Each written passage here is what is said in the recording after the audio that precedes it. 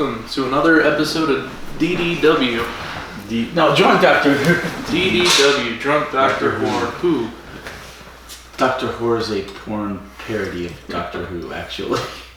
Is it really? Yes, it is. Doctor Who? Yes, it exists. I'm telling you. I'm sure you've watched it. Yes.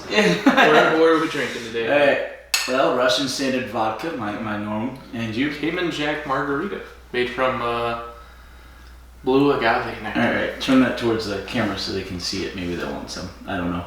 This is know not if they product can see it. placement. Nobody pays us for anything, okay? Sponsored by Cayman Jack.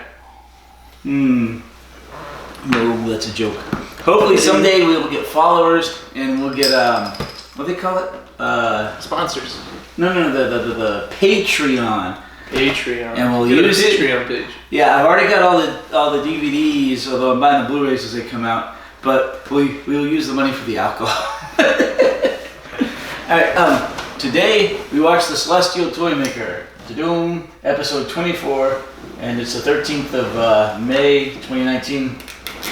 It was 4 episodes long, and it was aired from April 2nd to April 23rd of 1966.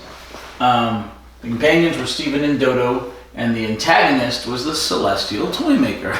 Oddly enough, it's named after him. Anyway, so sorry it has been so long since we've done one of these. I think 5 weeks, 6 weeks. Cyril. That's actually, I think, correct. Okay. But then you gotta, they're all the creations of the Toymaker. Anyway, sorry it's been as long as we've done one of these. Last week was his girlfriend's 21st birthday, so she might guest star with his podcast now that she can legally drink. We might have a movie nights podcast. Yeah, we do the movie stuff. That'd be fun. Alright, and what happened the week before, or the week before that, or the week before that? No idea. We watched Brazil. Oh yeah, week before last we watched Brazil. I showed them birthday. Brazil. What'd you think of Brazil? Brazil. It's a sad ending. Perfect. I like the Hollywood ending where they're in the bed and he gets the girl and you cut the credits there. It'd be awesome. And then they go on to spoiler. They kill his girlfriend and he goes insane while he's being tortured in the end. It's Perfect ending. terrible. Worse than Time Bandits. Okay, you are so going to hate the ending of The Prisoner that I'm showing you now. Man. I'm warning you ahead of time. You're going to hate that last episode is messed up. It's weird. It's like a psychedelic trip or something. I don't want him to escape. It's already a psychedelic with Wait. big white balls and. Well, he does escape. Spoiler. He does escape. Yeah, sorry. We're drunk. Drunk Doctor Who. Anyway, so wait, what happened the 2 weeks before that? Birthday, Brazil. Did we just need That was when we met up at Chick-fil-A, and then we ended up watching. Oh yeah. Drop Dead Fred. No, not Drop Dead Fred. Hold on, here it is. What do we watch? I have it. Natural Born Killers. Oh, That's when we yeah, watched Natural Born Killers. Wait, was that? Why did we watch that night? We just didn't want to drink, or? We took a drinking break because something about the night before. We both got really we both got really drunk the night before. So I showed you Natural Born Killers. Yeah, well, we watched Natural Born Killers. Yeah. Very violent. Robert Downey Jr. Woody Harrelson.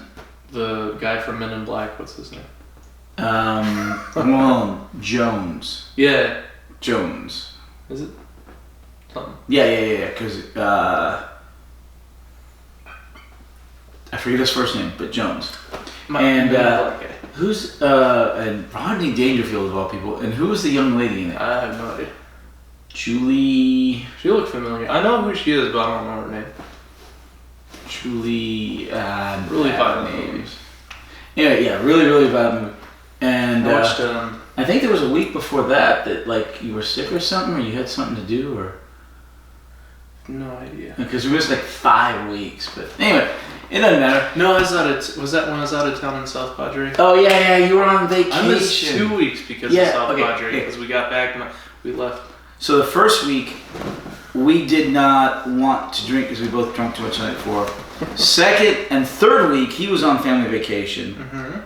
Fourth week, I showed them Brazil. And then last week, the fifth week, was his girlfriend's 21st birthday. So anyway, but if you are catching up on these later, as I hope... we're back. Yeah, if you catch up on these later, as I hope all of our viewers do, because you just now, it's 2022, and you just now discovered us. Welcome to season 3. Oh, that's seasonal break. That's why it took 6 weeks to... Well, but it doesn't matter to you if you're just watching through these and enjoying, because they don't have the time delay. It's like watching a TV show that's been out for like 8 seasons, and you're just kind of watching. Game of Thrones. That's my TV show. I'm at about halfway through season 1 of Game of Thrones, and then I ran out of money. I stopped buying the episodes. Tits and dragons. Gotta love tits and now dragons. they just came out with season 8, and everyone's telling me I have to catch up and watch it. So I have about 7.5 seasons to go through. I've seen the first 4. I haven't seen anything. First 4 past seasons? That. Yeah, because my friend was purchasing them on Blu-ray, and but then we moved here, and he stayed in my old house, my old roommate Chris. So I haven't seen anything past that. But let's see, I'm almost done with Last Man Standing, caught up to that. And that's what I'm really watching right now. Of course, besides Doctor Who and The Simpsons, always watching those. And watching NCIS with the wife. Oh, and almost done with Big Bang Theory because we're waiting on the last season to come out on Blu-ray. And almost done with Community. Community's good. Well, the first 3 seasons are good. The last 3 seasons are weird. But we're almost done with that. We're all caught up with... I think you're drunker than I am. The Good Place. Caught up on The Good Place. Good Place is fun. And now I'm showing he and his girlfriend The Prisoner, the original, not the remake. And that's really interesting. I just showed watched them The Good Place. Dead to Me. It's like a Netflix original, I think. It's only like 8 episodes. So Sarah and I watched all of them.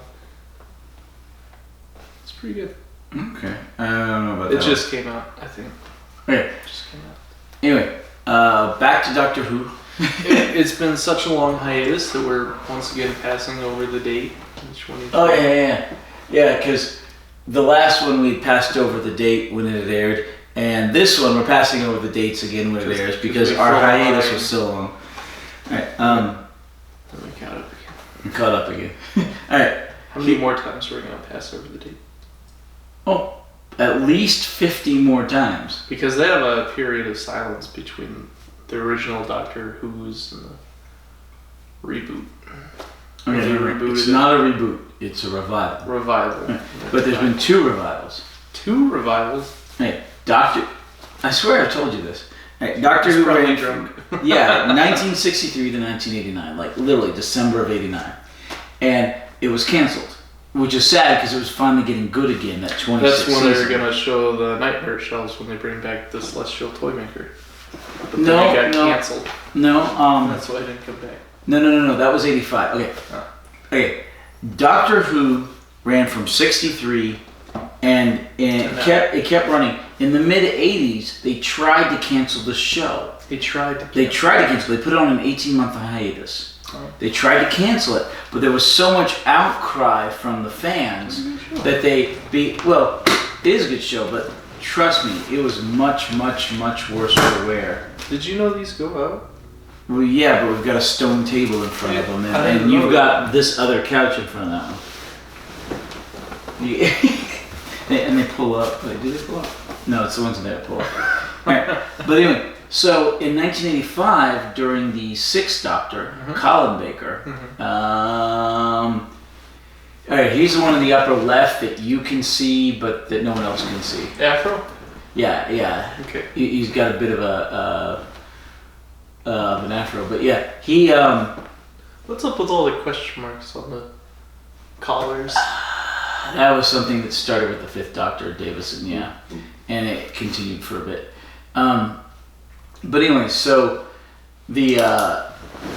so during Colin Baker's era, they tried to cancel the show. But did we say what we were drinking? Yes, we did. Did we cheers? We did. We can do it again. I think you're worse off than I am tonight. Oh my gosh, that's the best vodka. Anyway, so they tried to cancel the show, but there was an outcry from the fans, and they didn't, they didn't cancel it. So they stopped the cancellation, but there was an 18-month hiatus. So in 85, it shows up early, or 84 or whatever, 85, and then in 86 it shows up really late. So you've got this 18-month break. And in fact, in the 1980s, doing songs for causes was a big thing. Like Let Them Know It's Christmas and Feed the World. You remember that? Feed the world, let them know it's Christmas time. They had all this stuff in the early 80s. You're too young to remember it. Anyway, but so they did one for Doctor Who, and called Doctor in Distress, and all these people got together, and you've got the voices of K9 and other people from the show, and even Colin Baker himself singing for this Doctor in Distress thing to help bring the show back. But anyway, so the show was not canceled; it was uncanceled, and it continued. And then by the time BBC actually canceled it in '89. It was so bad off that there was not a big outcry, because they kept giving less and less money to the show, to the point where it got by the end that the Doctor sat alone in the TARDIS in the dark, because the TARDIS set had gotten so worn down that to show it in the light would have exposed how bad off it was. It was just dilapidated and really worn out. So that's when it got canceled. At that point, nobody cared all that much, which is sad, because the 26th season, 1989, was getting good again. The Curse of Fenric is a great serial, and there's a couple of the other serials during that year that are fairly good. But it had a bad lull during the 2 Colin Baker seasons, except for the 2 Doctors. The 2 Doctors is good.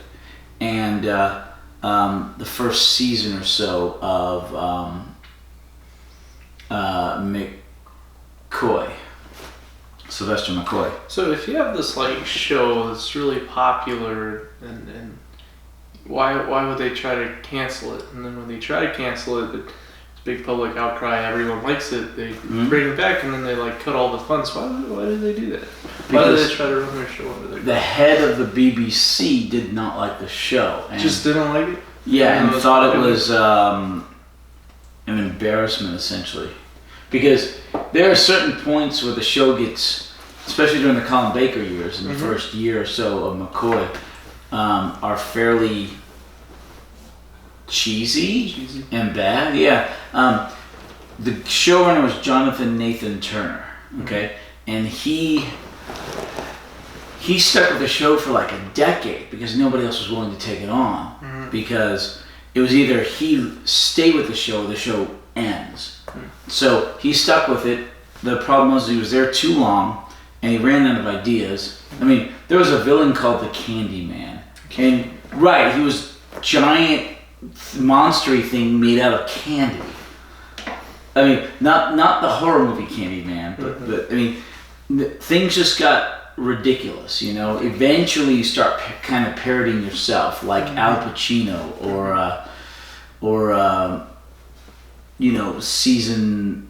the Simpsons seasons in the teens. Although the Simpsons have gotten good again. That's the thing about a show. You let it live long enough. You let a show go long enough, it can have a renaissance. It can get really good again. And it was just starting to get good again when they canceled it. Like The Simpsons. The Simpsons got good again around season 20, and was good again for another 5 or so years. I still like it, but I understand, it's kind of on a downslope again. Again? Yeah, well, I mean, they're making the last season, aren't they?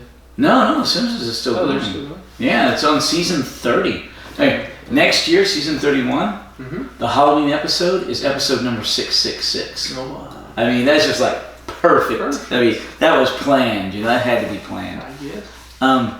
Okay, but anyway, so the Celestial Toymaker was supposed to come back in 1985, except that story was shelved because of a hiatus, the attempted cancellation that didn't cancel the show. So it was not canceled, but that story was shelved, so he didn't come back. He never came back. He never came back. Did Not as they of ever yet. try to cancel The Simpsons? Or no? No. The Simpsons just kept running. In fact, these days, it's getting to the point where The Simpsons is worth more to Fox canceled than it is running because of weird contractual stuff from when the show was made way back. Because they have to pay their voice actors so much. Well, yeah, but okay, way back when The Simpsons started in 1989, before cable and internet streaming and YouTube and everything was there. Well, cable was there, but nothing else was. There was no YouTube, there was no internet streaming, all that. The contracts were written in such a way that at a certain point, the show would be worth more in free-flowing reruns to Fox, now Disney. Disney bought Fox. Everything except Fox News. Just recently, right? Yeah, earlier this year. Several $billion. Yeah, it may have even been like $1 trillion or something, but it was something stupid like 200 billion or 250 billion to 320 billion. But they bought everything Fox except Fox News, and I think some of the Fox production stuff. But everything else, all the TV shows. So they own the X-Men now. If Fox produces the X-Men, so the X-Men could like have a Marvel mashup now. They could. If the X-Men was Fox, then yeah. But now, Klinger? Like from MASH? Okay, anyway. Oh, MASH. He's a Disney princess now. Yeah, he did that whole thing, yeah. But anyway, so Disney owns all that stuff, and that may mess up Rocky Horror Picture Show, because Disney does not like movies to be shown in the theaters long after theatrical runs, and Rocky Horror Picture Disney Show. vault, and they make money by black and whiting and then reprinting DVDs. Yeah. When I was a kid, every 7 years they would re-release a film into the theaters. So if you were 5 and they were showing Snow White in the theaters, 7 years later, for the next generation of kids, they would release it in the theaters again, and I could see it when I was 12. This was long before a lot of home video stuff. But anyway, so Disney now owns the rights to the Rocky Horror Picture Show, which is a perennial in the theaters and has been since the 70s. So that may clash with Disney's thing of not wanting the movies to be shown constantly in theaters. So we don't know how that's going to work out. How the heck did we get off on this tangent? Okay. So anyway, so the Celestial Toymaker was supposed to come back, but he never does. Because of the hiatus. And so, but in 1996 was the first revival, and they did the TV movie, and it was supposed to be the pilot for the new series, but and we've mentioned this before on this program, because it was up against the last episode of Roseanne, it didn't do well. So Fox, who did the TV movie in conjunction, did not do the series. They didn't exercise that option. So 05 was the second revival, and it continues. And the difference between a reboot and a revival is a reboot starts from a new beginning, a revival continues the story. And this is an absolute continuation, and has always been established as such. In fact, in the first revival, they bring the 7th Doctor literally back to regenerate into the 8th Doctor. In the current revival, there was questions originally as to whether or not it was a reboot or a revival, until they literally show that it's an absolute continuation by showing the sequence of the Doctors a couple of times. And they finally linked up all of the regenerations with the War Doctor, but you'll see him later. Right. Okay. So is the War Doctor a different Time Lord, or is that Doctor... It's the Doctor. The Doctor, but he does not refer to himself as the Doctor, because he's more about the war than he is about healing. So, and in fact, there's another Doctor, is it the 10th Doctor? 11th Doctor. No, 11th Doctor with Rose. No, not Rose. With Amy. Who specifically states if he does a particular action and it's kind of a bad action, like inhumane, that he could not call himself the Doctor any longer because he would not be the person he was. It's like, let's say I changed enough as an individual to kill somebody, or no, not kill, to murder somebody, right? Because murder is unjustified killing, right? Killing is like war. Well, yeah. Well, I mean, if somebody invades your home and you defend you and your family, that's killing because it's justified. If you just outright kill somebody without justification, that's murder. Unjustified killing. Homicide. Yeah. Where's the word homicide come from? I don't know. So unjustified killing is murder. But if I murder somebody, I would be a very different man than who I am now. And so I couldn't necessarily call myself happy because I'm a happy, friendly person, My whole being and individualness would have changed. So we have the Doctor, who we've talked about the moral justification of the Doctor's actions before, and how he interacts with the timeline, and how he calls people like the monk bad, and he claims to be good. And so we have the Doctor, and he does something against his morals.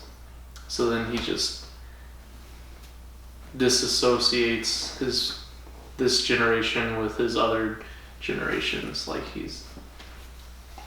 that's an excuse. He's making excuses to do immoral things. Right. You've only seen the first Doctor.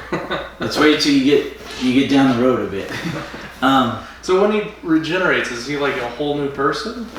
He still has the memories of all his other. He still has all the knowledge, all the memories, all of the experience and abilities of the previous Doctors. But he's kind of a new person. He has a new personality, individuality, and new abilities. Like the second Doctor loves playing on his recorder, as you can see that he has in the picture there. Yeah. Can the camera see that? No, I think the camera's cut off right about Eccleston, yeah. Right about Eccleston and the TARDIS, yeah. But yeah, the second Doctor loves playing his recorder. It's part of his personality. The first Doctor never does that. But each... And then this one guy loves celery. So he just keeps it on. Yeah, Davison, it's a weird one. This guy got a pocket watch. He loves scars. Tom Baker has... I've told the story to you about his scarf, right? I think so, but I don't remember. Yeah.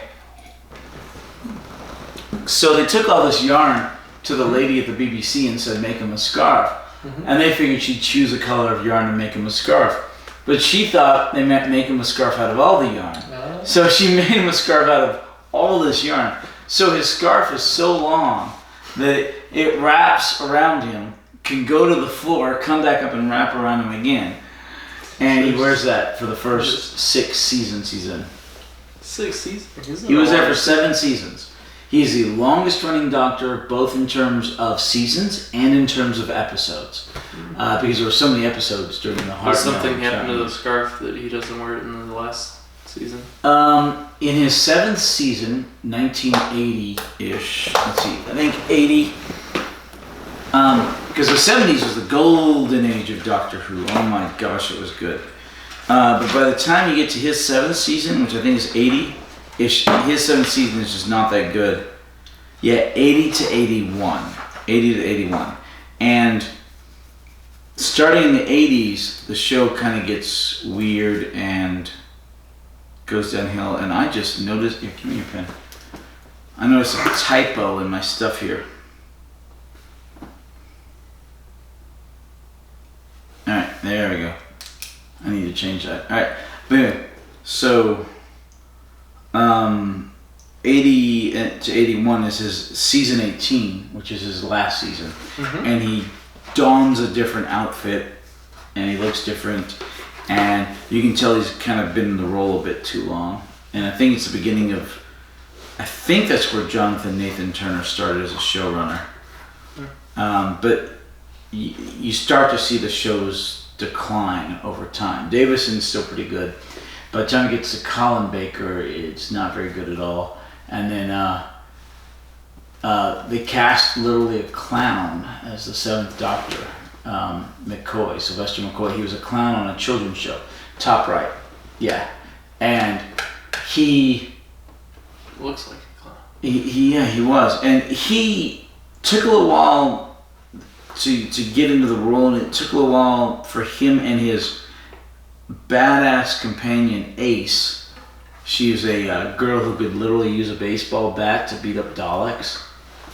I mean, literally, who in the world can beat up Daleks with a baseball bat? But she does. Yeah, it's kind of really cool, actually. And it was during his time that the Daleks learned how to fly. A lot of people, yeah, the Daleks fly. It's really cool. And he starts getting good towards the end. The show starts picking up, but it was already axed. Really sad. Alright, where the hell were we going on this tangent? Okay. Oh. Okay, so, yeah, we've never seen the Celestial Toymaker again. Never. Okay, although one theory is that the Celestial Toymaker is of the same race as the Guardians. Now, who are the Guardians? Okay. That's not Malik Chin. No, not the Guardian of the solar system. Malik Chin was human. I'm talking about the black and the white Guardian that we will see during the Tom Baker era, during the Key to Time, right there. Okay, the Key to Time, which my main group is on right now, you have the black and the white Guardian, and they are very powerful, and they keep the universe in balance. Now, people make this correlation because the Doctor speaks a lot of the Toymaker's characteristics about how he's immortal and indestructible, and he has the power of creation. And right. So that's what ties him to the Guardians. The Guardians are similar to that. Kinda, yeah. Or are they just kind of grasping at straws? Well, that's just a theory, or is there like? Right.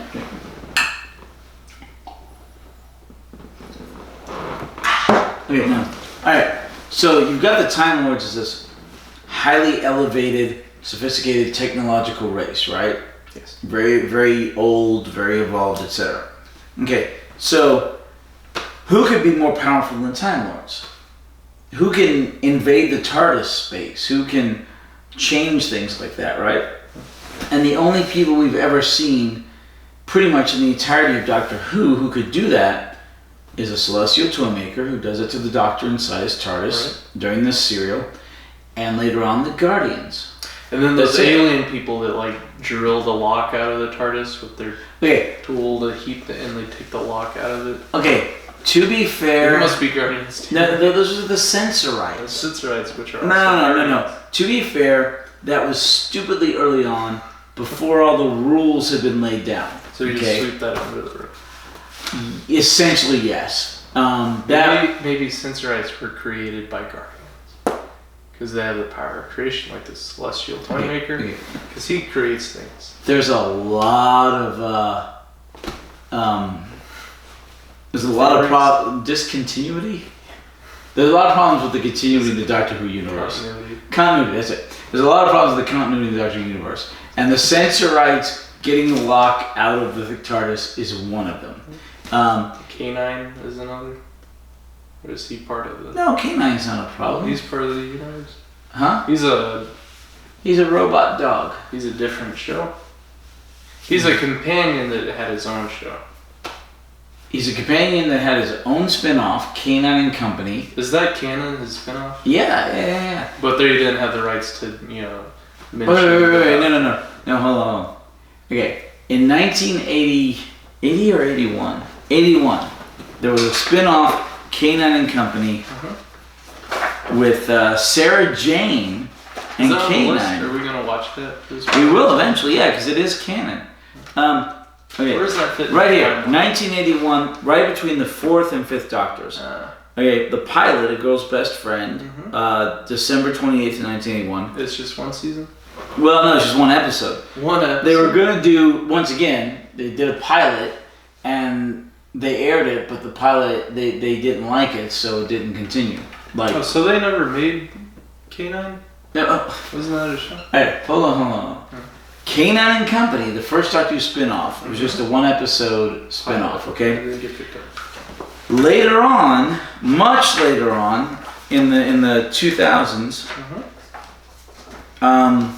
you have the Sarah Jane Adventures, which is Sarah Jane, who was back in there with K9 in K9 and Company, started in 07, and K9's in that, and then he has his own spin-off in 09 for one season, 09 to 010, 2010, 010, 09 to 2010. That was the Australian production. So K9's like the most popular companion ever at this point. Okay, that would be a fight between Sarah Jane, K9, and Captain Jack. Is Sarah Jane the redheaded? No, the redhead is Amy. Now is that by Amelia popular Pond. opinion, or is that like your own? Okay, You just really like Sarah Captain Jane Jack Smith and is. or does everyone? Okay, Sarah Jane Smith is the most popular companion by general fandom. The redheaded lady? No, that's Amelia Pond. Oh. Sarah Jane is brunette, I think.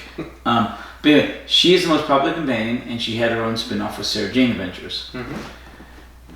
Kane and her spin-off lasted 5 seasons and only ended because the actress died. 5 seasons? And only ended because the actress died. It could have gone on much longer.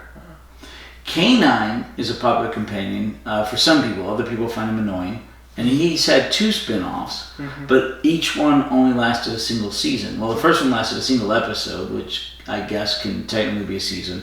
And the second one lasted a full season. It never got picked up, the pilot. Right. But the So second, is that canon? Is it the pilot? It is canon. And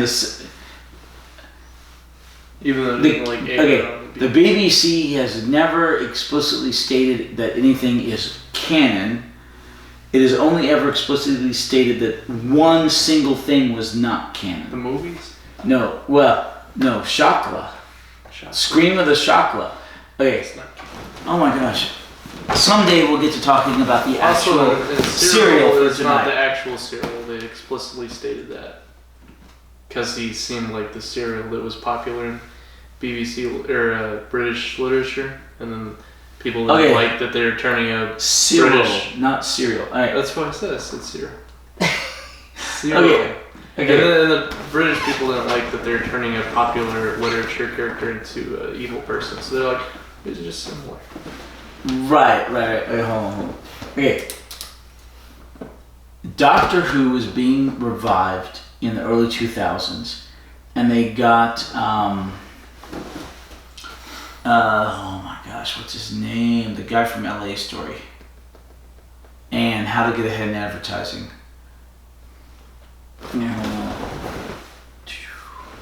Alright, can you grab me the one that says Scream of the Shotgun right there? This one? No, the next one, yeah. Oh, there you go. Alright, Richard E. Grant, okay? Okay. This is Celestial Toymaker, I swear we'll get back to it, okay? Alright. Scream of the Shakla, okay. In the early 2000s, they were going to revive Doctor Who, but do it animated. Right, so this is Scream of the Shakla. And that's the Doctor, Richard E. Grant, and that's the Master, which you'll meet 2 doctors hence, okay? Anyway, this was being done, and Richard E. Grant was going to be the 9th Doctor. During the production of this, they decided we're going to do it proper live, right? You know, real, yeah, non-animated, but real. And so they made Eccleston, the guy in the middle with the leather jacket, they made him the 9th Doctor. So, but the problem was that they were almost finished with this. So they went ahead and finished it and released it. But this is the only thing in all of Doctor Whodom that the BBC has specifically declared was not canon. So we're gonna watch this? Is this on the list? Well, we will eventually. This is in the Apocrypha section along with the movies. But we've watched the movies, so there's no reason why we wouldn't watch this at this point. Right. But we watch the movies as like filler for those. Right, and we'll watch that at some point as filler. And we'll watch, if you could put that back up. Don't knock everything over. You're knocking everything over. We're drunk. I got it. But that's the whole point of the show. I got it. You got it. BBW. Alright, but anyway, we watch Scream of the Chocolate, and we'll watch Adventures of Time and Space, and we'll watch the the Five Doctors redo or whatever it is. We'll watch all that eventually, okay? Especially since I now have a region-free DVD player for some of that stuff. Huh. They have regional locked DVD players? Most DVD players and Blu-ray players are region-locked, but I have a region-free DVD player, so I can watch Whoops Apocalypse on DVD because my VHS is wearing out. Also, so we can watch the Doctor 50th Anniversary Collector's Edition. Why did they do that? Why did they region-lock DVD players? Because a movie might come out in the United States and come out in India 6 months later. In the meantime, it's already hit DVD in the United States, and so they don't want a movie to be able to be purchased and shown in India on DVD before it hits the theaters. So where do you get they have that around the world. region lock? There's just a few DVD and Blu-ray players you can buy that are region free. And the only reason I bought one was because there are some British movies that have never, ever been put on DVD or Blu-ray here in the US. Are those more expensive, the region-free DVD players? Do you have to go to the black market to buy? No, it's not a black market. It's a proper market. But they are more expensive. But I don't use it for anything pirated. I just use it because Whoops Apocalypse and Winston Churchill, the Hollywood years, have never, and some of my Mike Oldfield stuff has never been put on DVD or Blu-ray in the US. Did they come that way region free, or does someone have to like jailbreak it? The player? Yeah. They come region free. I don't know if it's jailbroken somewhere else or if they're just made that way. I have no idea. But I've got one because I love Whoops Apocalypse. It's a fun movie. Have I shown you that? Yeah, it was fun, wasn't it? It was fun. The Pope Must Die is another one of those. I'm just an Anglophile. I love these British movies, but they've never been put on American DVDs. Alright. Okay. Questions? Can we do questions? We haven't even talked about the cereal yet. Give us the synopsis. Yeah. Okay. At the end of the last serial, the Doctor turns invisible. And they land, and foolishly the Doctor gets out of the TARDIS. Because he has... We're like an hour in, and we're finally getting to the stinking story. He's lured out because of his insatiable curiosity. Exactly, that's what the Celestial Toymaker says. So anyway, Celestial Toymaker, this guy... He blocked the, what do they call it, the scanner? Yeah, he blocks the scanner, or puts black on the scanner in a higher resolution than if it was on the power fritz. of his mind. Right. His mind powers, the Celestial... Do Guardians have mind powers? They do... Well... Not like the Celestial Toymaker? We don't know. It's not fully explored or explained. I don't think the Celestial Toymaker is a Guardian at all. It's a theory. In theory, they could be from... to that theory. Well, you haven't seen those, but in theory, they could be from the same race, because they're the only things that can screw around with the Time Lords. You know, it's the only, thing we've ever seen above the Time Lords is the Guardians and the Celestial Toymaker. But anyway, synopsis. Episode 1. Okay, so it's 4 episodes. The first 3 are missing, and we watched the loose cannon reconstruction, which this is. The 4th one exists because some Australian did a 16mm video of it. Not the best quality, but I'm glad it exists. It's hard to follow in reconstruction. Yeah, the first 3.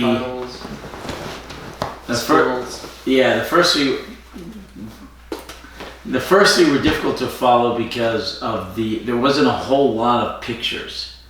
There were just a very few, and they had to utilize them. Subtitles to explain what's happening. Yeah, it's apparently is a very visual and very for children serial. Except when Cyril dies. Cyril. Cyril, yeah. And then things get smashed and bashed in the chair. Oh yeah. That's Yeah, for a children's show with a serial based around children, a lot of people and things die.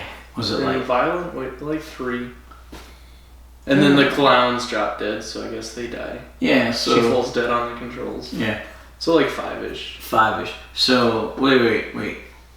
What about the cook and the sergeant? No, they just kept dancing on the dance floor. I don't know if they died. Sure. Well, they turn back. They shrink back into the toys, and then the toy maker throws them in the dollhouse and tells them they're worthless. Right. But they're not actually people, so can they really die? Because when the king and queen of hearts get smashed, they just turn back into cards. And throws those back in the toy house too. So anyway, the TARDIS lands in the Toymaker's world, Celestial Toymaker's world, and the Doctor and Steven and Dodo foolishly leave the TARDIS, and then the TARDIS disappears, and the Celestial Toymaker says, "Play my games, or you forfeit." Because he's bored. Yeah. But it turns out the Doctor's had dealings with the Celestial Toymaker previously. Yeah. We just, he's like, "Oh yeah, I remember this place." But apparently last time he was wise enough to get back in the TARDIS and get the BF out of there, you know? But anyway, so Celestial Toymaker kidnaps the Doctor and forces him to play the Tri-Logic game, which is 10 triangles. 1,024 turns? 23 moves. 23. Hey, apparently there's A, B, and C stacks, and you have to get these 10 pyramids from the A stack, from the A spot to the C spot, and you move one pyramid at a time. You cannot place a bigger pyramid on a smaller pyramid, and those are the rules. And to do it perfectly, to get everything, all 10 of them moved from the A spot to the C spot, takes 1,023 moves. If you do it perfectly, and he forces the Doctor to do that. I've never seen one of these Tri-Logic games outside of this. Have you? There's a computer game from like the 90s where it's like a mathematics game where you have the bigger shapes on bottom and smaller shapes on top, and you have to move them from, spot A, B, and C, but you can't put a bigger one on top of a smaller one. Exactly. So in this computer game, they use tires, but it was much more simpler because there weren't a stack of 10. It was like a stack of 3 or 4. So it took a lot less moves to get them from spot A to spot C. It sounds like it's based off the Tri-Logic game. Yeah. But I'm sure the Tri-Logic game is based off like some mathematical game.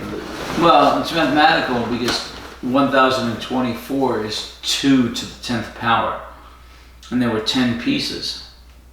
So 1,023 moves would be one shy of 2 to the 10th with 10 pieces, because you only have to move one of the pieces one time. So I'm sure that's the number. 2, 4, 8, 16, 32, 64, 128, 256, 512, 1024. So that's 2 to the 10th power. Yes. Alright. Anyway. So, the Doctor gets taken away and he has to do this Tri-Logic game. And he has to do it perfectly. And the Toymaker insults him and says, "Oh, you might be old or weak or feeble." Yeah. And the Doctor's like, "Oh."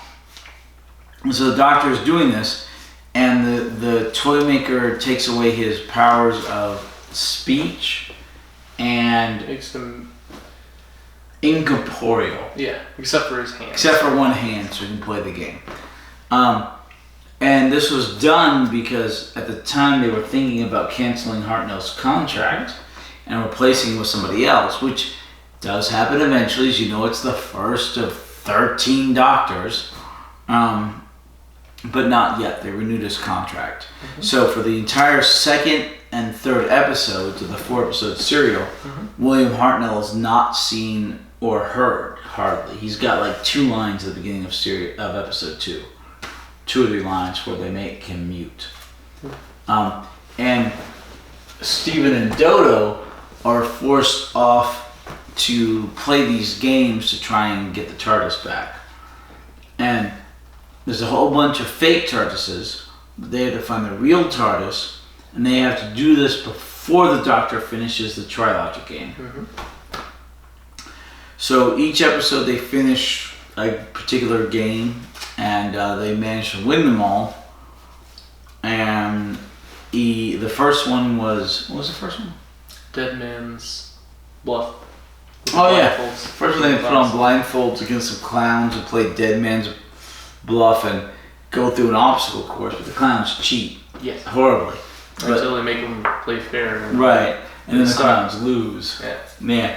And then they die. Right. Second one, the Doctor... second one, they're playing against... Stop.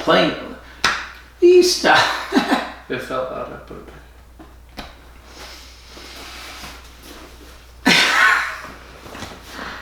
Okay, you're weird when you're drunk. Alright. In the second one, they're playing against the playing cards, King, Queen of Hearts. And then the Knave and... Right, which is the Jack and the Joker. Fool. Yeah, the Joker. There's 9 chairs. No, 7 chairs. Knave is another word for like a rogue or thief. Correct. But in the deck of cards, the Knave is the Jack. Wait. So it's the chair game. Well, yeah. There's seven chairs, and they have to figure out which one is good because 6 of them are bad, and they have dolls. Well, only 4 dolls, and then 3 other dolls. Yeah. But the 3 other dolls are for the dance. 4. Right. But they use 4 dolls to figure out 4 of the chairs are bad. Which is about a 50-50 chance to figure out which one was good, but they didn't do it. Yeah. There's 3 chairs left. Dodo sits in one, but it's the freezing chair. It's bad. But they pull her off. Right. Steven manages to pull her off. So that's okay. There's 2 chairs left, and the King and Queen of Hearts try to get the Fool to sit in one, and he won't. No. They try to get the Knave. Not that foolish. Right, they try to get the Knave to sit in one, and he won't. He runs away. And so they sit in it, and the chair crushes them to death. So what are the odds of them getting all of them wrong? It's the Until very the last chair. So they suck at this game. Well, They it'd be... get it wrong every single time, except for the last chair. It would be 6 factorial. Right. A factorial is exclamation point. So 6 factorial is 6 times 5 times 4 times 3 times 2 times 1. So 6 times 5 is 30 times 4 is 120 times 3 is 360 times 2 is 720 times 1 is 720. So they had... It's 1 is 720. To do it the way they did. So they were really bad at finding. Well, yeah. Figure luck. it's good for the writing, but yeah. Bad luck. Yeah, one of the chairs shook somebody till his head fell off, the doll. The one electrocuted it. The third one clamped it and spun it and then flung it against the wall. Oh, that was horrible. And then the freezing and the crushing one. Freezing, crushing, and... The last one was the right chair. There was one other. Open the cupboard. Wait, there was 1 or 2 other chairs. Shaking, Freezing. in order is shaking, electric, spinning, freezing, crushing. Wait, we're missing at least 1 chair. What was the last chair? It shook it, and then electrocuted it. Oh, one of them disappeared. They set the... Oh, yeah, it just disappeared, vanished. Which was weird. That's the one. So that's all 6 that were bad. Right. Okay. So the first game, the first episode, they could have done that for a long time. They could have kept the episodes going. But the first episode was the... Dead Man's one. Yeah, Blind Man's Bluff. Blind Man's Bluff. Where they had to go through against the clowns for the stuff, but the clowns cheated. And when they made them play fair, the clowns lost. The second one was the chairs, and they got lucky, and the King and Queen Heart sat in the wrong chair out of the last two. 1 in 720 some odd odds. Well, yeah. And the third one was the third one? They're looking for the key in the bakery with Sergeant Briggs and Mrs. Yeah, the weakest episode of the 4 was the third one where they're playing Find the Thimble. Yeah, but instead of it's thimble, Find it's the the Key. Apparently these are old English games or British games. So they're playing Find the Thimble, but it's Find the Key, and they're looking in this kitchen for a key, and there's... And the sergeant and the cook's really, and the boy's just there to distract them, because they're puppets of the Toymaker, who are really humans that have lost the game before, and now they're like his playthings, and now he promises them their freedom if they keep They win. the new contenders from winning the games, but they didn't. Right. So he says he'll break them like a plate, but he really just turns them back to toys and throws them in his dollhouse. Which right. But then they're destroyed when the whole world is destroyed. Yeah. But the characters are cool. Children's show, they all die. Yeah, everyone dies. Children's show, everyone dies. But the characters are cool. Sergeant what? Briggs? Yeah, Sergeant Ruggs and Mrs. Briggs. Yes. Sergeant Ruggs and Mrs. Briggs. And Mrs. Briggs is the cook in the kitchen, and Sergeant Ruggs is this weird sergeant just kind of hanging out in the kitchen, and there's a kitchen boy. Yes. Who looks oddly like the... Knave. The knave. Yeah. Yeah. Who he is, I guess. And the Toymaker just put a different costume on him. Just like he sent Briggs and... Yeah, the problem is to the dance floor. Yeah, I guess he only had so many people to play. Right. The problem is those episodes were reconstructions, so it was harder to tell. If they weren't reconstructions, we could probably tell better. Right. But eventually they find the key, because they have to find the key to get to the dance floor. They get to the dance floor, and some dolls that they had called upon and kind of animated were on the dance floor. We're keeping them from the TARDIS. Yes. And Ruggs and Briggs go there too.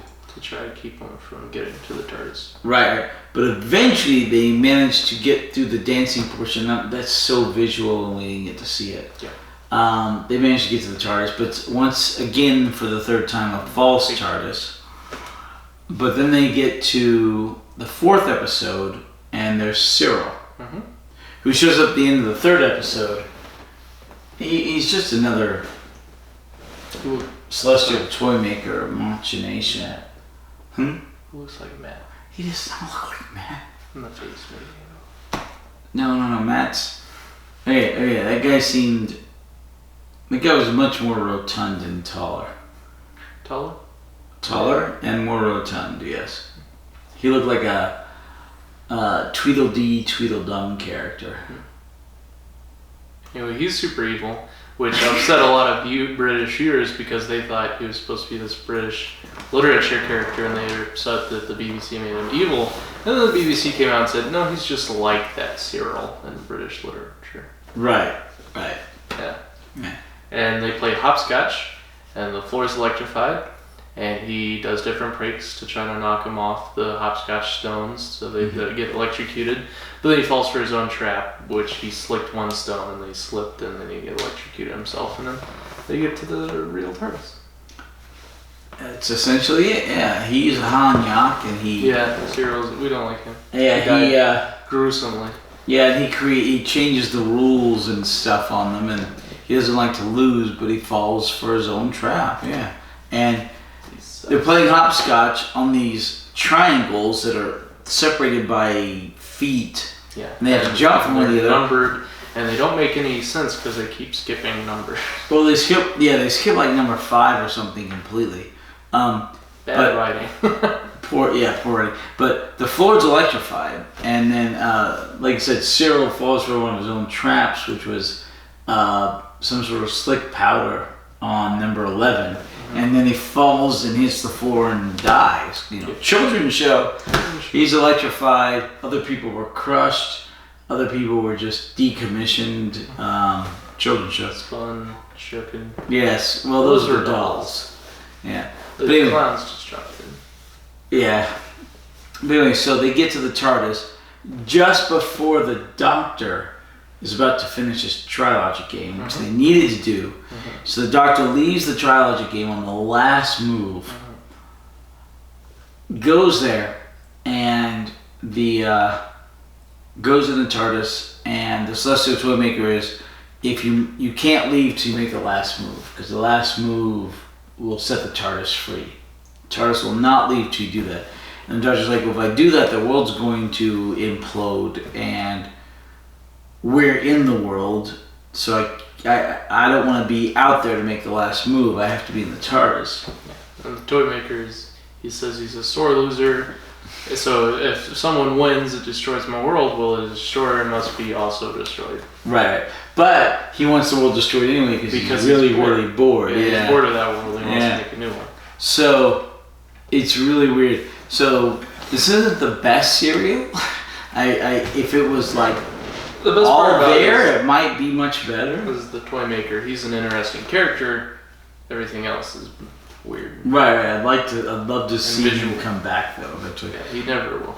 Maybe. I'm gonna call it now. It's official. He's never coming back. Well, it's only been 53 years. You never know. All right. Anyway, so the Doctor figures out a way to make the last move from inside the TARDIS due to voice activation, because the Celestial Toymaker had been using voice activation to force the moves forward for several times during the serial. Yep. And they dematerialize the heck out at that exact moment, and they win. The Celestial Toymaker loses, and then the Doctor tries a piece of candy that Cyril gave. That Cyril gave Dodo, which is of course another prank. Right. Turns out to be hard. Well, there's nothing wrong with hard candy, but the Doctor is old. Well, it's like soft candy, and he must have put like a rock in the candy or something. No, it was hard candy. Well, it was like chewing candy, and I think as a prank, Cyril was trying to pull on Dodo because he did the gorilla mask and the electric hand. He's like slingshotting. He's trying to get them to lose, so I'm sure he tried to crack Dodo's tooth. Cyril was a real Hanya. Yeah, he was horrible. So then the Doctor takes Dodo's candy that Cyril gave her and cracks his tooth. He cracks his tooth. Which leads into the Wild Wild West. Right. The next serial. Hold on. Nah. Okay. So is Doc Holliday a dentist? Give me a second, I'll explain that. Alright. The next serial is The Gunfighters, which fully exists. All 4 episodes. Nice, yeah. So it's the specific episode, because this is the very last serial with episode names. After that, it just goes episode numbers for the serial name. Anyway, so the next serial is called The Gunfighters. It all exists. A Holiday for the Doctor. And the first episode is called A Holiday for the Doctor, which is funny because he's mistaken for Doc Holliday. But Doc Holliday was a gunfighter, and yes, a dentist. Tombstone. Right, Tombstone, Arizona, right? Arizona, right? What's Arizona? It's a state. Tombstone's a movie. You're talking about the town? Yeah, it was Town of Tombstone, Arizona. With Wyatt Earp and Doc Holliday. I think so, yeah. But so The Gunfighters is fun, and it all exists, and it has Steven and Dodo still. Stop that. I gotta get those patches. Smoking. Huh? What are you talking about smoking? How high does your leather working skill have to be to patch this, do you think? 15? I don't know. I mean, you get those little patches they used to show in the 70s for this stuff. Where do you get that? Skinning? 80s. So you need a gathering and production skill. Go skin a hog. I'm wearing a World of Warcraft shirt. I'm talking World of Warcraft right now. Leather work, but to patch your couch. In vanilla they're planning on releasing player housing. How cool would it have been if you could use leather working skill to like make leather couches for your player house? Of course that idea got scrapped because of the production for vanilla Warcraft. So they didn't have really player housing until Warlords of Draenor when they introduced You are not driving. I will I will pay for an Uber, but you are not driving. It's true though. That's what happens. Well, yeah. I understand, but Hey, you're an Uber. I can pay you, but you're drunk. No, I'm not driving. True, I drive Uber, but I'm not driving Uber tonight. I haven't driven for a couple of weeks since the tech game. We lost in the final, but I made like $250 that night. That's awesome. Yeah, how many hours did it take you? It was like 8 hours, but I made 8 hours. Crap ton of money, like $35 an hour. So that's really good. Yeah. So, but that also you have to take out gas and then wear and tear on the vehicle. Yeah, but it's a hybrid, so the gas is minimal. All right. But anyway, the next Serial 25 is the Gunfighters, and it's good, but it's annoying because they start and end each episode with a song. It's a song. Yeah, like they used to in some of the old westerns. I was like, but it's the last one with episode titles. It's also one of the episode titles. Then Serial 26 of Savages. Not reconstructed. No. Well, no, it's a reconstruction. But we lose Steven. Because his contract didn't get renewed. Right. Hartnell's did. And then on 27, the War Machines, we lose Dodo. Spoilers. So we're literally about to lose both companions. And they get replaced by a couple of new companions. Spoilers. Yeah, and they're both gone right about the same time. Because Steven leaves at the very end of the Savages. And Dodo leaves the very beginning of the War Machine. I told you she's like unceremoniously thoughed off. It's like, goodbye, she's sick, take care of her. We never see her again. But at least she returns to her own time in the world, unlike Steven. Yeah. But anyway, what are your questions? So speaking of Uber, what do you think of DoorDash? That's like Uber but with food. Yeah, I've used Uber. There's DoorDash and there's Uber Eats. There's Uber Eats. Do you drive for either of those? No, I just drive for regular Uber. The thing with regular Uber is if I'm driving you home, you can give me directions. If I'm driving food, the food can't give me directions. Thing about Uber Eats, I work at Chick-fil-A. Right. And Uber Eats, like I get to see all the... No, DoorDash. Right. Chick-fil-A made a partnership with DoorDash. So it's in our system. DoorDash comes in, we work with them. They have a whole system. Not to talk bad about DoorDash, every person that comes in from DoorDash is just not very hygienic. I don't know. It's like the poor man's Uber Eats.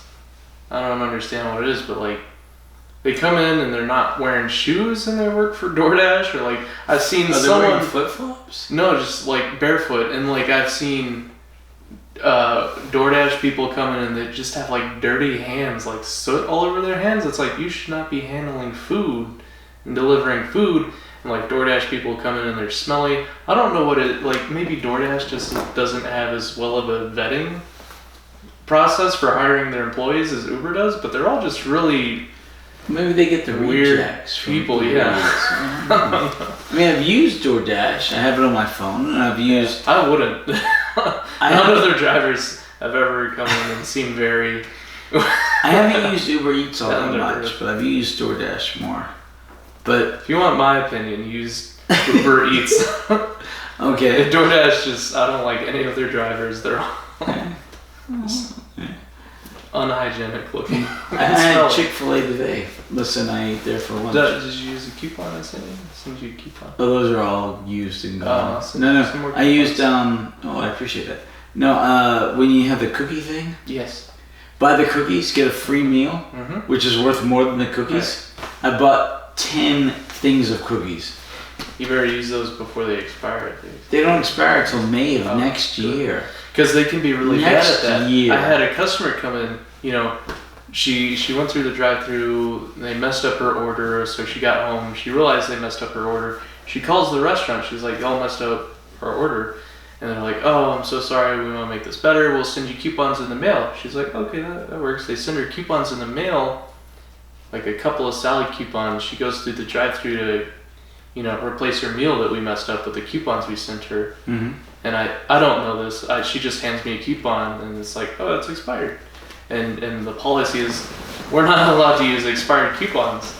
And for a second I tell her, hey, I'm sorry, this coupon's expired. And she's like, well, that's the coupon y'all sent me to replace my meal. I'm like, oh, I'm sorry, I'll replace that for you. So I replaced her coupons. I gave her new coupons that don't expire until like August. This is good till May 30th of 2020. Oh, there you go. That's so good till next year. Yeah. No. But sometimes they just have old coupons that they'll throw into stuff. But no, this is like, okay, that's so you good. Buy half a dozen cookies, and it came with this.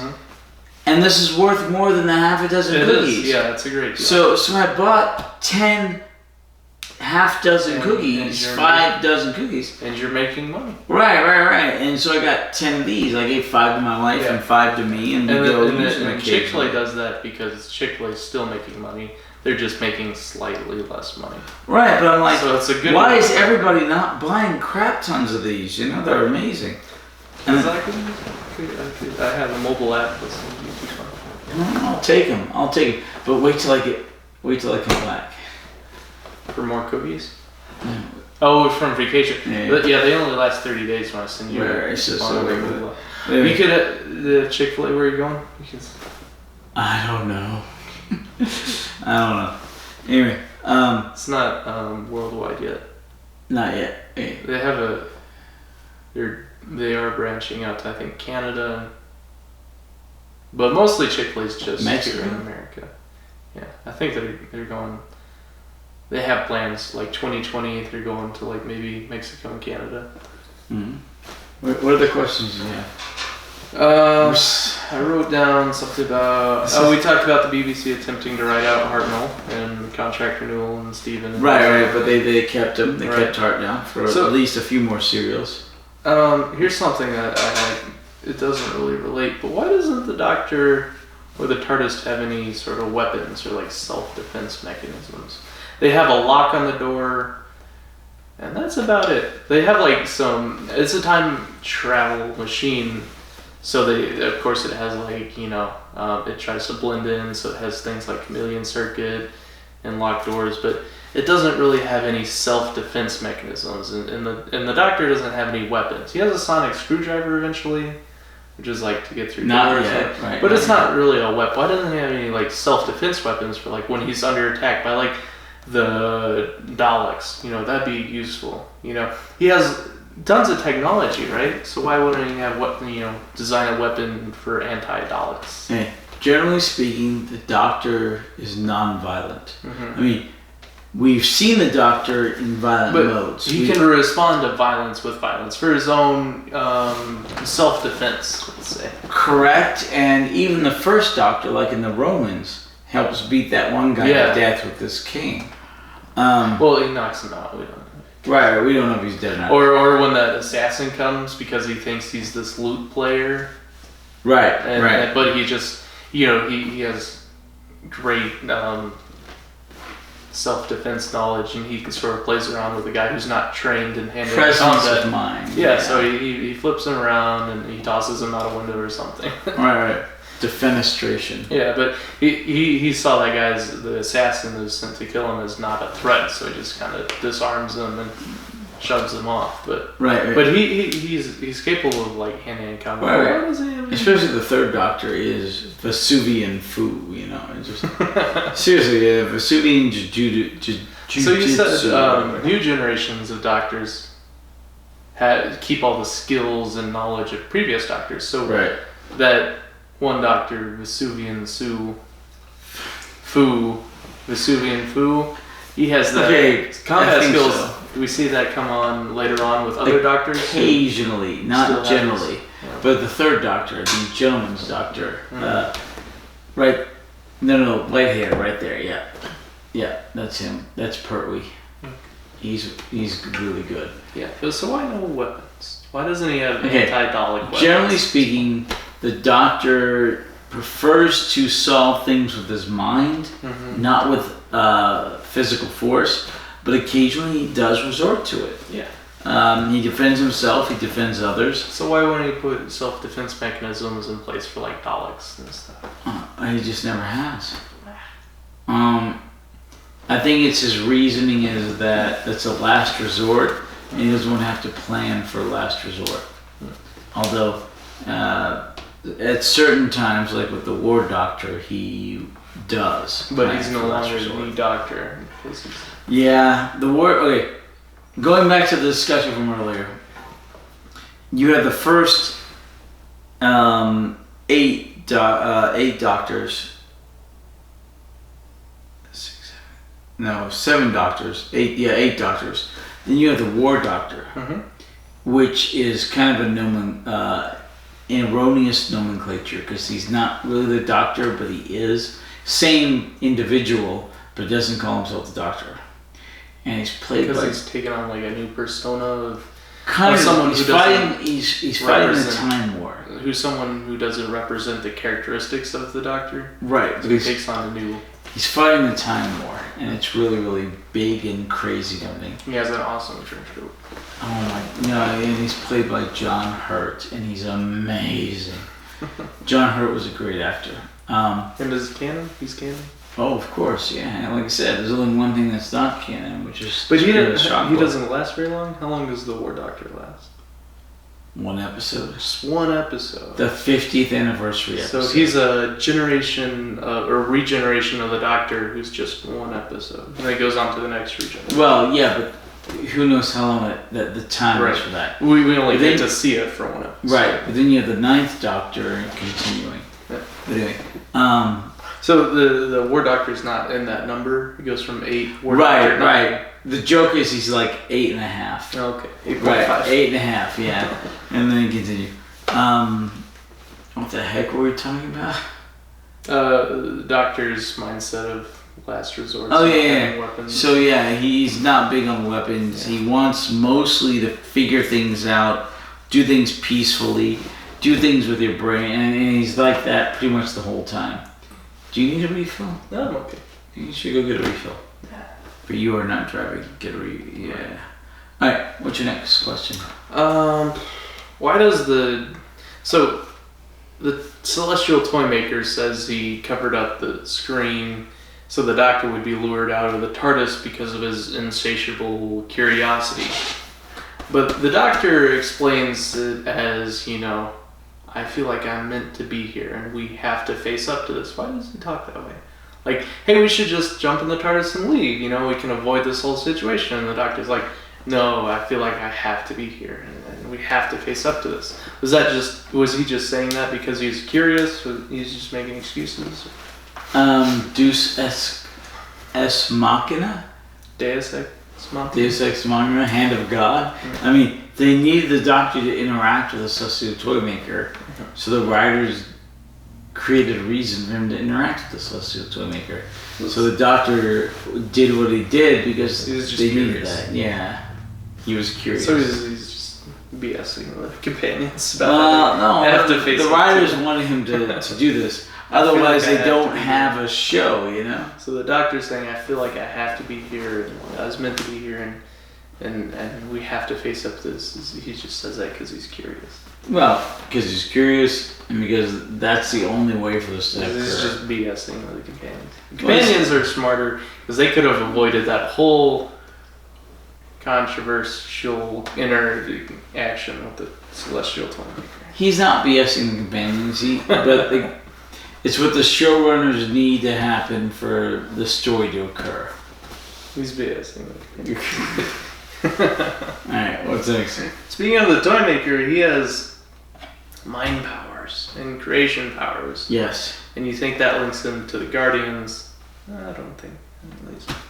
I think in theory it could. It's a wild He's indestructible. Theory. Steven tries to punch him.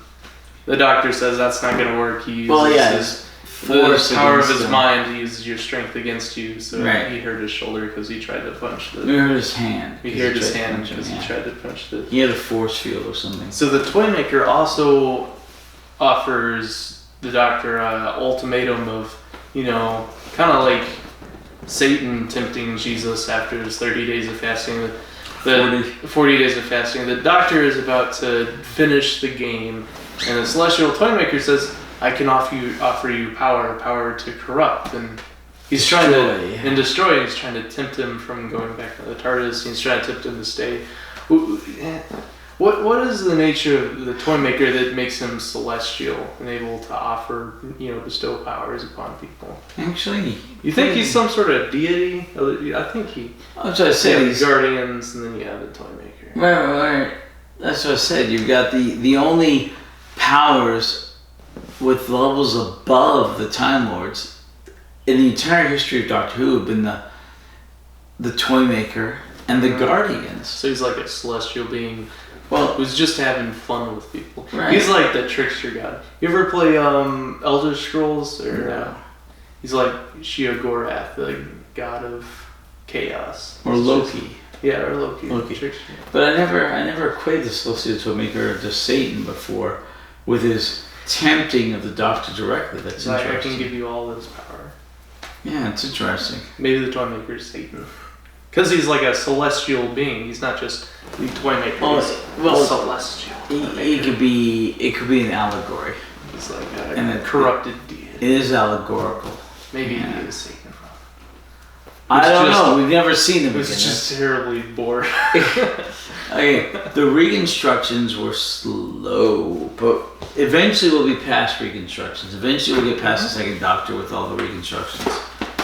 Alright, what other questions do you have? We covered them all. Oh, okay. We are in... And then some. Yeah. Hey, we are towards the end of season 3. We sure are. There's only the Gunfires, the Savages, and the War Machines left. And then there'll be season 4. Which is so we're about halfway through Hartnell. No.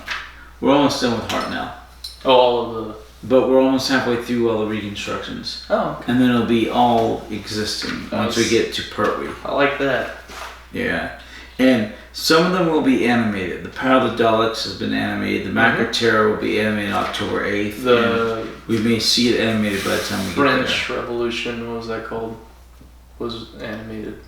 The Massacre of St. Bartholomew's Eve? No, not that one. The French Revolution with the guillotine and the...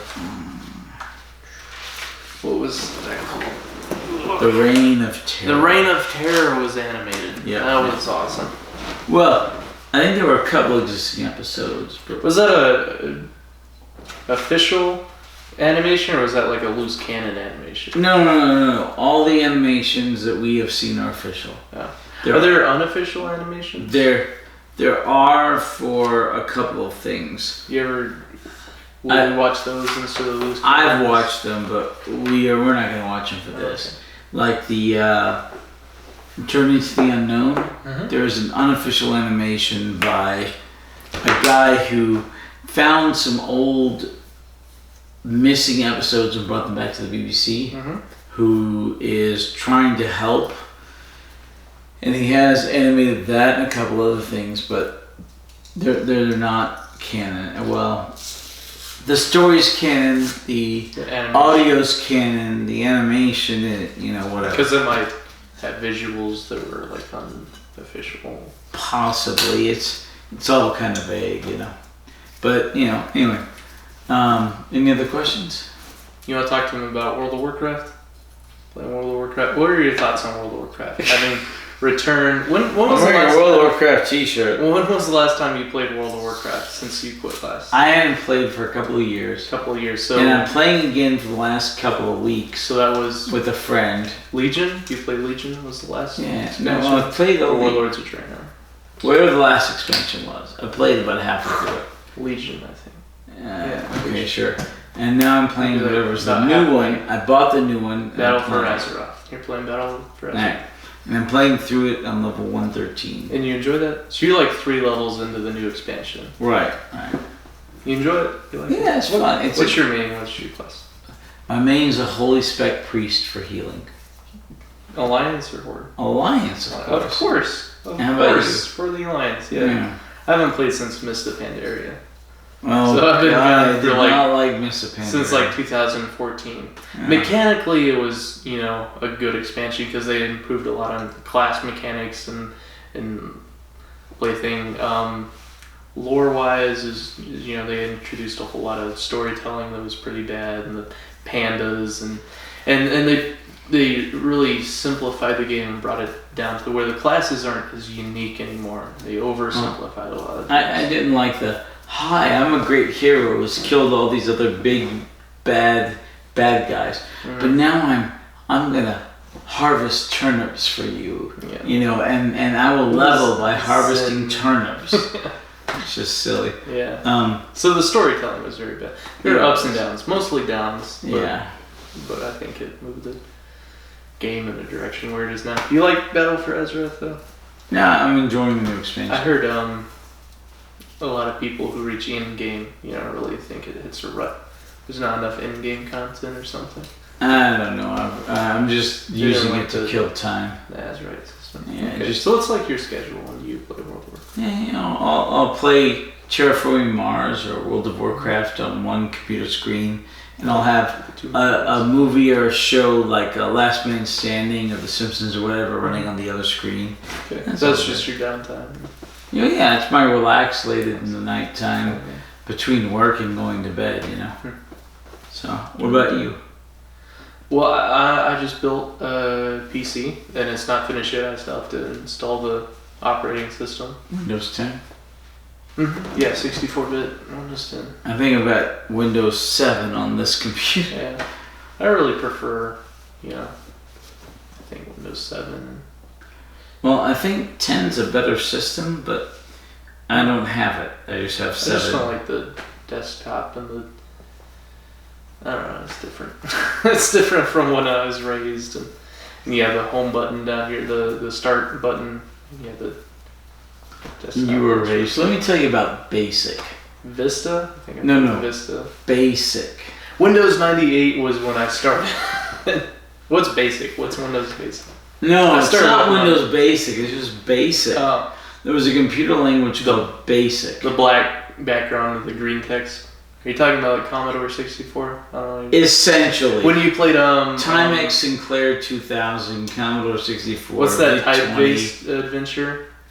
Zork? Zork. Did you play Zork? Bard's Tale. I played Bard's Tale left, you see trees. Right. Turn left, you see a house. Right. I played Bard's Tale. I played Zork. But remember, I'm 50, so in the early 80s, mid 80s, I was playing those games on a VIC-20 or Commodore 64, and oh my gosh, they were interesting, they were fun, and it was just, you used a cassette player to load and unload them and save them, and then you had a disc player and you used that, and oh man. So I wasn't born until 1995, which makes me 23. Yeah. Going on 24 When was this your year. 24th birthday? August. Wow. So I started with Windows 98 and the RTS game like Red Faction and Age of Empires on 98. Okay. See, I mean, I barely had my teenage years and grew up with computers, the very early stuff. You completely grew up with computers. Yes. And Nintendo 64, NES, SNES, and 64, original PlayStation 1. I didn't experience Zork until Xbox 360 had Black Ops, and there was an Easter egg in Black Ops to where you have the title menu, and it's Mason being tortured and interrogated, and you could hit the trigger buttons on the home screen on the title menu, and he would like struggle to get out of this torture chair, and you could get up and walk away from, because the title screen is in first person, you could get up and walk away from the title screen, like new game, start game, campaign, multiplayer. You could get up and walk away from that, and you could interact with the background, and you could go to a computer and play Zork. So they had Zork within Black Ops where you could. Oh my god. So that's when I experienced Zork, was playing it on Call of Duty as an Easter egg. It's like. You make me feel old. Because they fit that entire game as like this tiny little Easter egg files. Because it could at that point. Yeah, it's just such a small amount. I'm a young 50, but I mean I'm still 50. You know, I turn 51 later this year in September. Young 50. Yeah. Well, yeah. But anyway, okay. We will see you sometime in the not too distant future. We'll do the Gunfighters. The Gunfighters. And we are slowly but surely changing of the cast. We will get rid of Steven, then we will get rid of Dodo, then we will get rid of William Hartnell and go to the second Doctor here in the not too distant future. Who's the second Doctor? Second Doctor is the one with the recorder. Right there. Okay. Well, what a nerd. Trouton. Look at that bowl cut on his head. Right, he looks like Mo from the Three Stooges. Yeah. Is he any good? Do you like Trouton? He's my second favorite. Okay, second favorite. Yeah. Tom Baker, Trouton, and Tennant. Which one's Tennant? Alright, Tom Baker right there. No. Where your hand was with the scarf. Tom Baker's your favorite? Tom Baker's my absolute favorite. Second favorite's Trouton. Trouton, and then David Tennant. David Tennant? No, that's Pertwee. Tennant's the one right above him. Oh, Tennant. Yeah, it's Tennant. Do you like Tennant? Yeah. He's a my generation Doctor. Right, he's the favorite of the modern Doctors. Yes. The current revival. Yeah, I like him. He's great. He's great. Beard prefers Eccleston, but I prefer Tennant by a long shot.